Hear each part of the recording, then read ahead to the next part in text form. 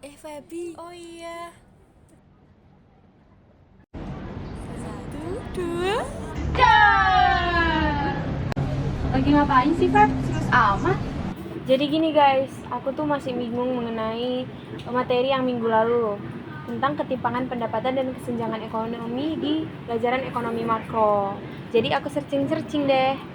Oh iya, kita juga masih bingung materi itu. Kita boleh gabung nggak, Feb? Ayo gabung sini.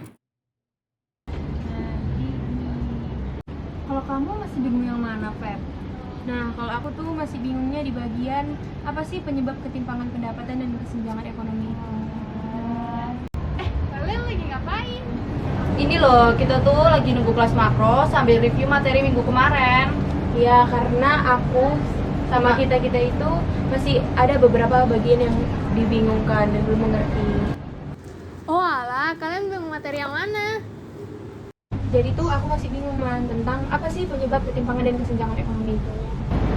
Jadi Pep, tadi itu kan aku habis baca jurnal dari Asian Development Institute yang dimana di jurnal itu tuh membahas mengenai penyebab ketimpangan di Indonesia. Nah, penyebab utama dari ketimpangan ekonomi di Indonesia itu yang pertama itu karena distribusi pendapatan di Indonesia itu nggak merata. Penyebab ketimpangan yang kedua itu karena ketidakmerataannya akses sumber daya dan infrastruktur di Indonesia.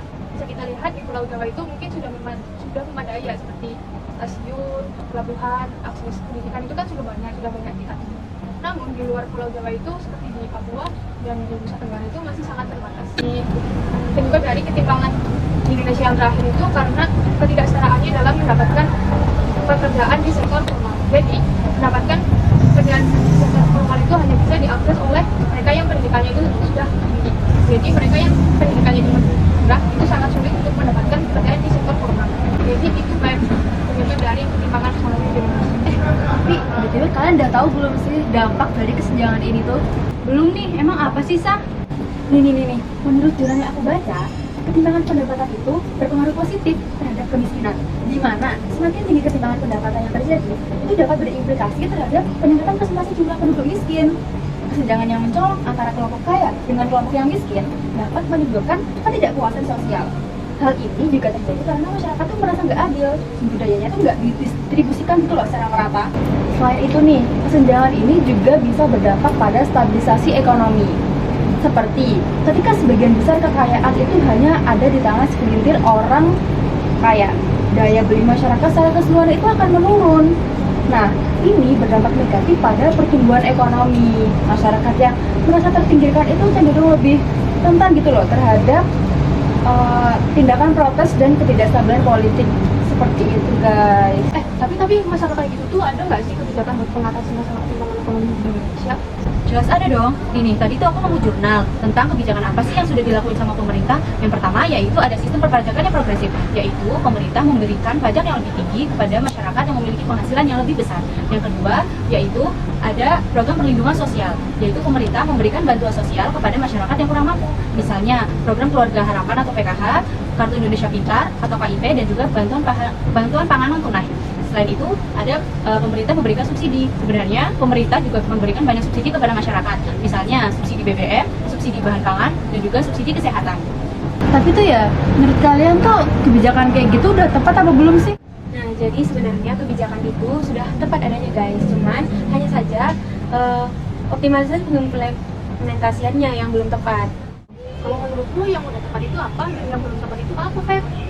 Nah, jadi kebijakan yang sudah tepat pengimplementasiannya itu ada sistem perpajakan progresif di mana pajak yang lebih tinggi akan dikenakan kepada kelompok-kelompok orang yang berpenghasilan lebih tinggi. Nah, kebijakan yang belum tepat itu ada program perlindungan sosial, yaitu ada KIP dan subsidi, di mana program-program tersebut selalu salah sasaran seperti yang sudah kita alami dan kita ketahui. Wah, iya juga sih. Terus menurut kalian apa sih sebaiknya yang diperbaiki sama pemerintah tentang kebijakan itu? Menurut ya, terkait subsidi yang soal sasaran tadi, kita bisa ambil BBM nih.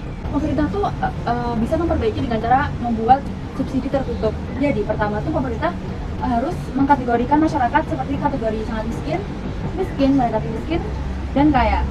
Selanjutnya, pemerintah tuh juga harus lebih mengidentifikasikan lagi mana sih kendaraan-kendaraan yang harusnya menerima subsidi dan nggak menerima subsidi. Kemudian, pemerintah juga bisa nih membuat kartu identitas orang yang berhak menerima subsidi. Jadi, buat orang-orang nih yang datang beli BBM tapi nggak bawa kartu itu, atau nggak punya kartu itu, berarti nggak boleh untuk membeli BBM yang bersubsidi tadi gitu. Kalau menurutku ya, kalau buat KIP itu, pemerintah itu harus bisa langsung ke rumah-rumah yang mendapatkan KIP itu. Jadi mereka itu nggak cuma harus mengirim foto di web, tetapi pemerintah juga ikut mensurvei rumah-rumah yang akan mendapatkan KIP tersebut. Oh gitu. Benar juga sih kata kalian. Ya udah deh, semoga di pemerintahan yang baru ini kebijakan-kebijakan yang belum tepat segera diperbaiki ya sama pemerintah.